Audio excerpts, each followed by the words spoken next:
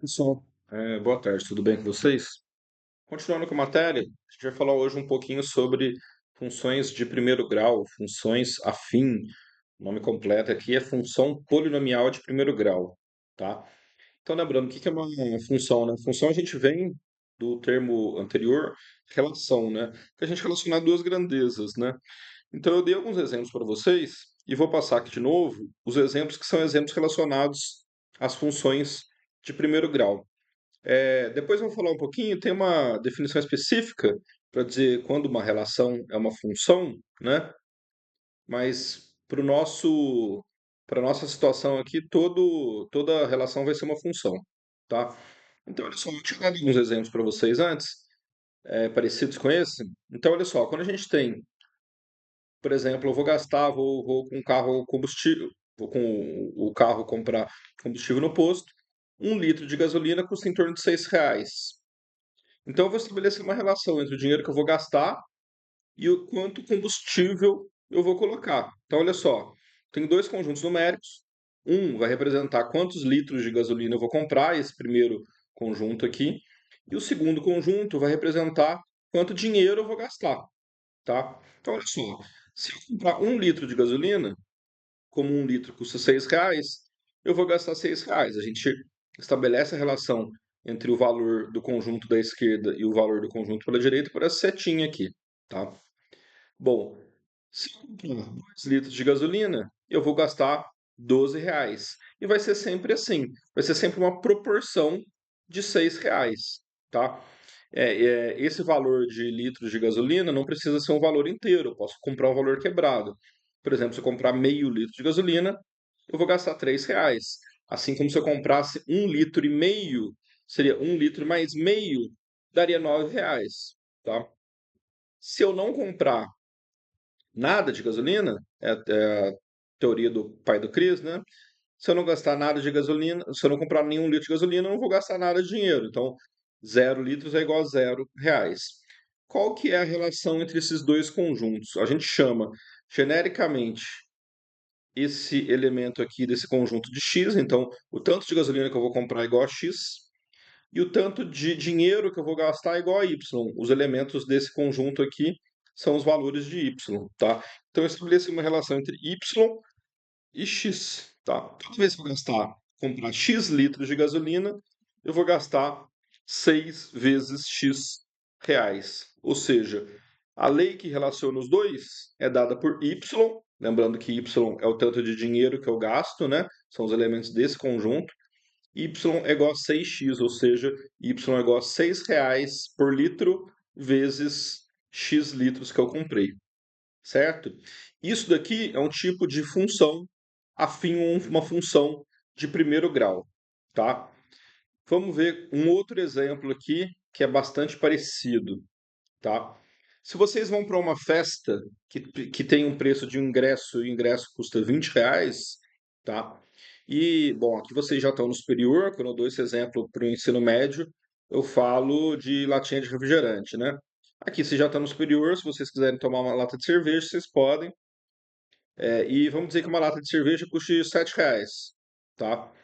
Então, quanto que vocês vão gastar indo a essa festa? Partindo do princípio que a gente vá a essa festa. A gente tem esses dois conjuntos, e esse conjunto aqui da esquerda, o que que é? A quantidade de cervejas que eu vou comprar. E o conjunto da direita é a quantidade em dinheiro, em reais, que eu vou gastar. Então, olha só, se eu for pra festa e não tomar nenhuma cerveja, eu vou gastar só o preço do ingresso. Esse preço do ingresso é o que a gente chama de custo fixo, tá? É muito usado isso em problemas de economia, né? Ou em problemas de matemática financeira. Então, quando um negócio tem, por exemplo, um aluguel de um salão ou enfim, de um escritório, isso é um custo fixo. Se você tem um funcionário e esse funcionário é um funcionário CLT que você paga todo mês, isso é um custo fixo. E você tem depois custos variáveis, que são aquilo que você gasta de acordo com o que você produzir, né? Então, se você compra 1.000 produtos para vender, você gasta esses 1.000. Se num outro mês você comprar só 500, você vai gastar só esses 500, tá? Mas aqui no seu caso, você foi à festa e o ingresso custou 20, então esse é o seu custo fixo. O que que é o seu custo variável aqui? A quantidade de cerveja que você vai gastar. Então, se você tomar uma latinha de cerveja, você vai gastar 20 mais uma latinha, que dá 7, então dá 27. Se você toma duas cervejas, você gasta 20 mais 2 vezes 7. Se você toma três cervejas, você vai gastar 20 mais 3 vezes 7. Aí você para por aí, não vai beber mais de três cervejas, né? Então, se você tomar X latinhas, considerando então que X representa o número de latinhas de cerveja, qual que vai ser o seu valor de Y? Ou seja, Y sendo o dinheiro que você gastou na festa. Seu Y vai ser 20, que é o seu custo fixo, mais 7, que é o custo de cada latinha, vezes X, que é a quantidade de latinhas. Então, a lei que relaciona Y com X é dada por 20 mais 7x. E ambas as leis que eu mostrei, ambos os exemplos, são funções de primeiro grau, tá? Elas têm um termo a mais, né? O primeiro só está 6x, o segundo está 7x mais 20, né? Mas ambas são funções de primeiro grau. Então, olha só, genericamente, essa função polinomial de primeiro grau, tá? Ela vai ser sempre dada por y igual a x mais b, tá?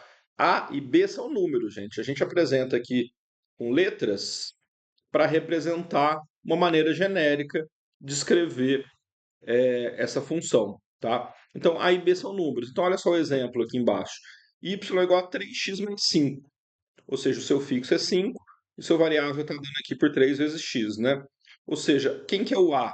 O A é um número que multiplica x. Então, quem que é o número que está multiplicando x aqui? O A é igual a 3, tá? E quem que é o B? B é o número que está sozinho. Então, nesse caso, o número que está sozinho aqui é 5. Então, isso quer dizer uma relação visual entre as coisas, tá? Quando a gente falar de uma função polinomial de primeiro grau, a gente vai ver que tem um gráfico igual uma reta, é bastante importante, né?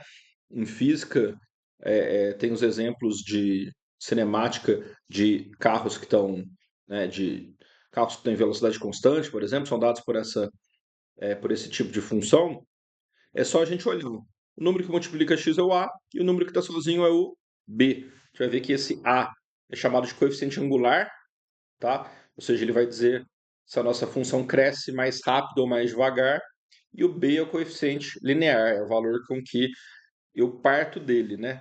Que é o que eu chamei aqui de, no caso, quando são exemplos de custo, né? Seria o custo fixo, certo? Então, olha só, nos dois exemplos que a gente passou, aqui, no primeiro exemplo, o meu custo fixo é zero, porque eu só gasto aqui com combustível se eu colocar.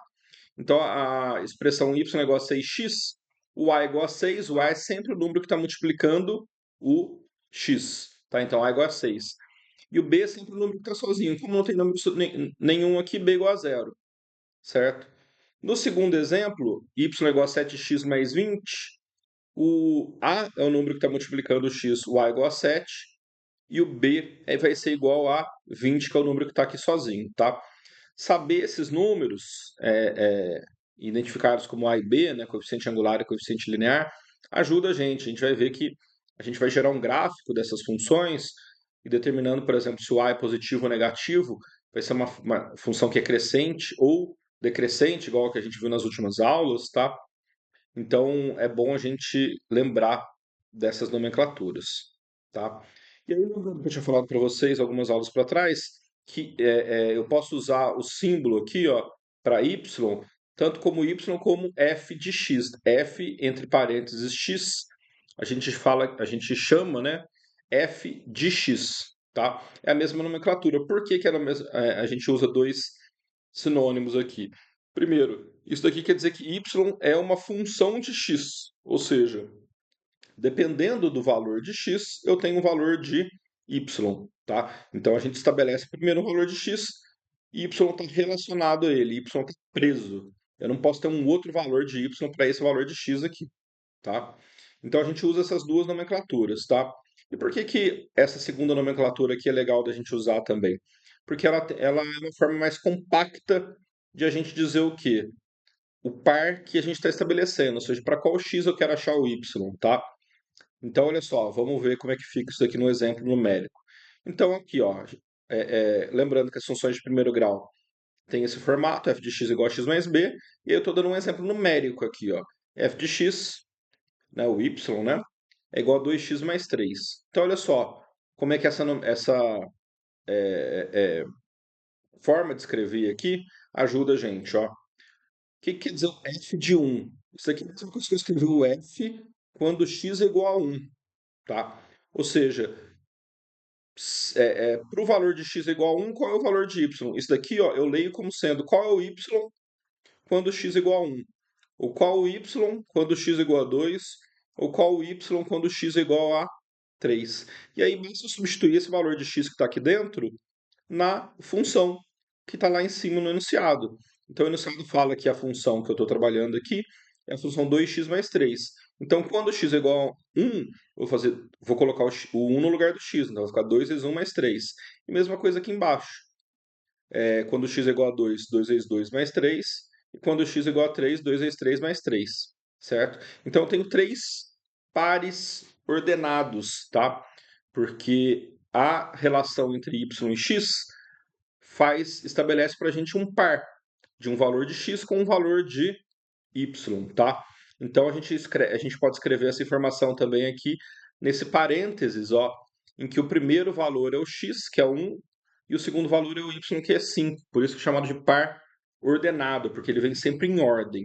O primeiro é o valor de x, o segundo é o valor de y. E essa informação aqui é igual a essa informação aqui, ó, tá?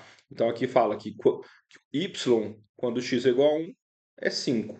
Aqui fala já exatamente essa informação também.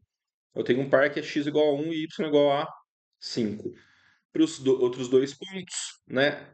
Esse daqui é um ponto no plano cartesiano, né? Cada um desses, né?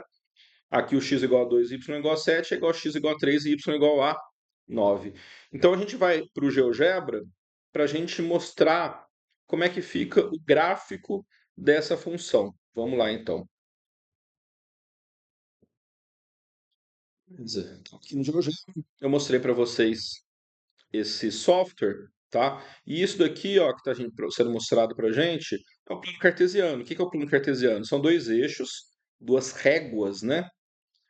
Que elas mapeiam uma superfície para a gente. Quando eu falo mapear, significa eu consigo achar todos os pontos dessa superfície, né? Imagina uma parede, né? Se eu quero achar qualquer ponto dessa parede através de uma única informação, eu coloco um plano cartesiano, esses eixos cartesianos aqui, né?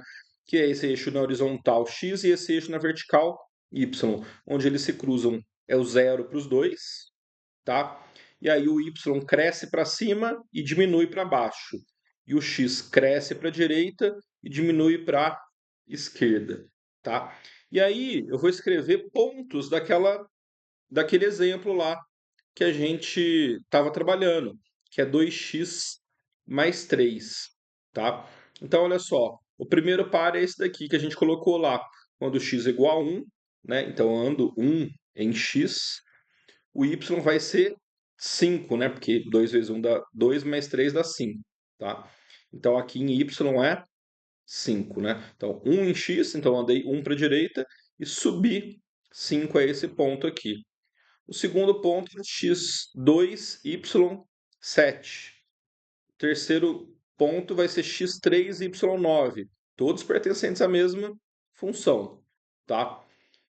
Vamos colocar mais alguns exemplos. Quando x é igual a zero, 2 vezes 0 dá 0, mais 3 dá 3, tá? Então, ó, eu cruzo o eixo y aqui no ponto igual a 3.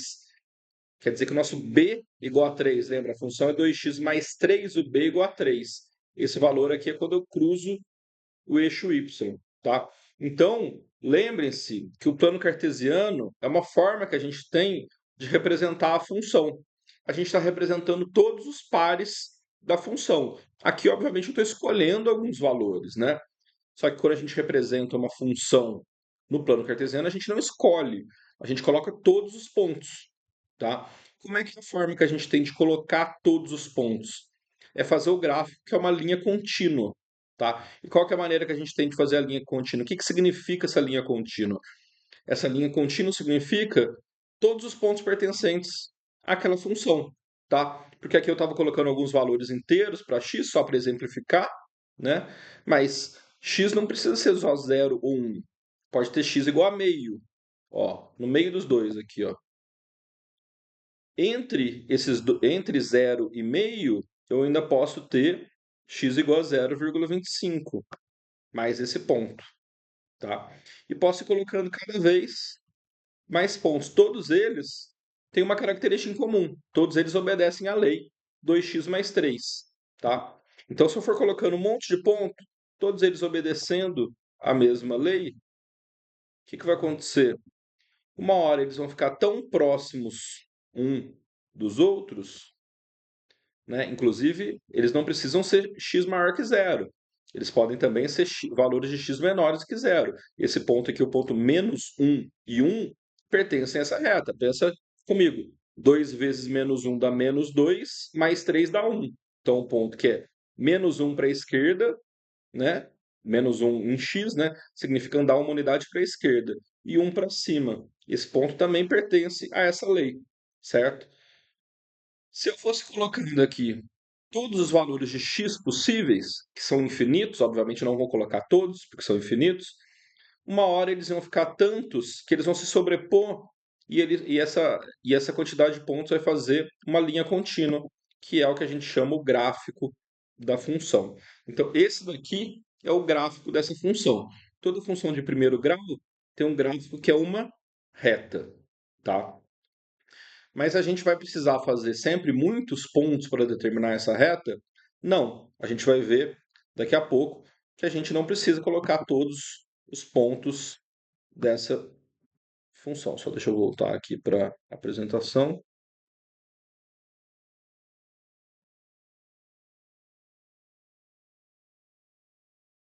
Aí, beleza. Então, olha só. Tem um negócio que vocês já devem ter ouvido falar, que é uma questão de geometria importante, que é dois pontos determinam uma reta. Ou, falando de uma outra maneira, é por dois pontos distintos, passa uma única reta, tá? Porque por um ponto só, eu poderia passar infinitas retas, como se fosse um asterisco, sabe? Se eu tenho um único ponto, eu posso passar várias retas mudando a inclinação delas.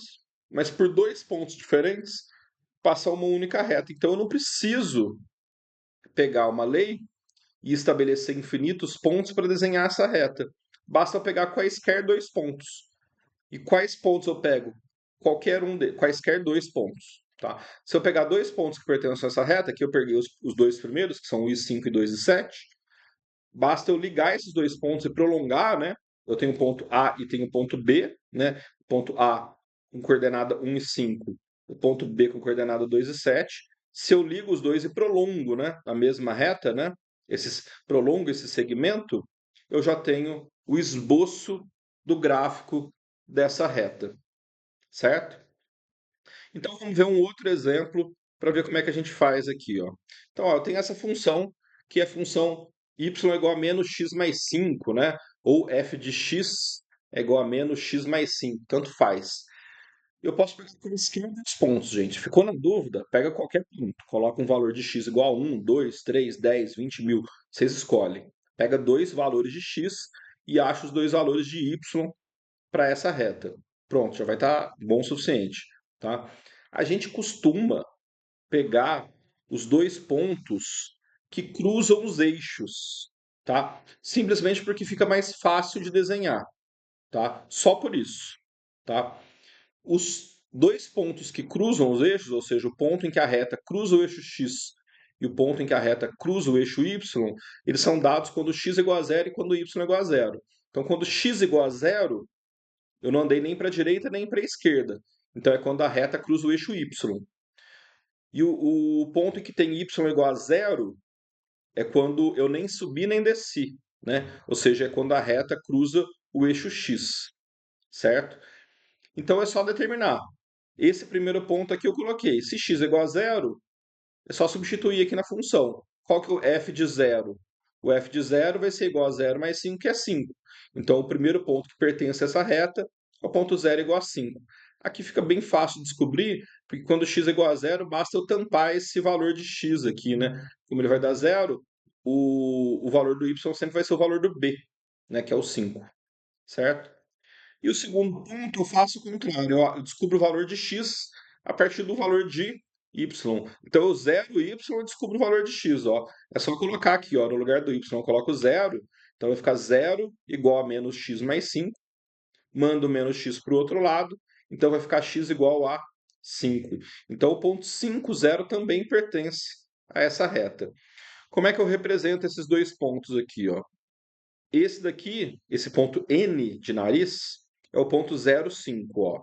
Eu não andei. Se ele é zero em x, né? Vamos lembrar, como é que a gente marca esses pontos aqui no plano cartesiano? Vamos partir sempre da origem, do cruzamento dos dois eixos, que está aqui onde está o mouse, tá? Se ele é zero em x, e x é o eixo que está na horizontal, eu não andei nem para a direita nem para a esquerda. E y é igual a 5. Então eu só andei para cima até o valor de y igual a 5, que está aqui bem no meio, entre 4 e 6. Então o ponto 0 e 5 está aqui. Tá? O próximo ponto, que é o ponto 5 e 0, como é que eu represento ele? Ó? Saio da origem e ando 5 em x. Então, como é 5 positivo, eu ando para a direita. Tá? Cheguei no ponto O aqui, que é esse meu ponto. Tá? Como ele é zero em Y, eu não subo nem desço, então ele está aqui em cima do eixo. Então esses dois pontos, eles estão em cima dos eixos. Esse daqui é o ponto que cruza o eixo Y e esse daqui é o ponto que cruza o eixo X. Mais uma vez, eu estou usando esses dois porque eu acho mais fácil de desenhar, tá? Mas você poderia ter colocado x igual a 1 e x igual a 2 sem problema nenhum. Se você coloca x igual a 1, ia dar menos 1 mais 5 dá 4. Então ia ser o ponto 1 e 4. Né? Ó, ponto 1 e 4. Ia estar aqui. E se você coloca o segundo ponto com x igual a 2, ia dar menos 2 mais 5 igual a 3. Então, x igual a 2 está aqui, 3 está aqui, era só marcar esses dois pontos. Juntou os dois, prolongou, ia dar a mesma coisa. Então, é o que eu vou fazer aqui, ó. Juntei os dois pontos N e O, prolonguei, pronto, achei o gráfico da reta. Então, eu não preciso, né, marcar mais que dois pontos, tá? Eu só preciso de dois pontos, quaisquer dois pontos, para conseguir fazer o esboço de uma reta no plano cartesiano. E aí, olha só, essa informação aqui dessa função, através desse gráfico, visualmente, ele mostra para a gente que essa reta, né, é uma reta decrescente. Lembrando que retas, elas não mudam a tendência, né? Elas são só crescente ou só decrescente. E nesse caso aqui, é uma reta que quando eu vou caminhando para a direita no gráfico, sempre caminhando no sentido de x positivo, a função vai caindo, né? Então, como o y diminui à medida que o x aumenta, essa função é uma função decrescente. A gente consegue enxergar isso daqui pela lei? Consegue. Ó, quando a função é decrescente, o valor de A é negativo. Aqui, qual que é o valor de A? O valor de A é o número que está multiplicando x. Quem que está multiplicando x aqui? É o menos 1, tá? 1 a gente não precisa escrever, então a gente só coloca o sinal de negativo. Então, o valor de A aqui é menos 1, tá? Então, essa é uma função decrescente e a gente consegue enxergar isso tanto pelo gráfico, certo? Quanto pela lei, ok? Naquele exemplo anterior, o A, que é o número que está multiplicando x aqui, é 2, é o número positivo, certo? E a função é uma função crescente, ó. Eu vou andando aqui da esquerda para a direita, a função vai cada vez mais para cima. Então, quando o x aumenta, ó, quando o x aumenta, certo? Y também aumenta. Então, essa é uma função crescente. Pessoal, é isso. Obrigado.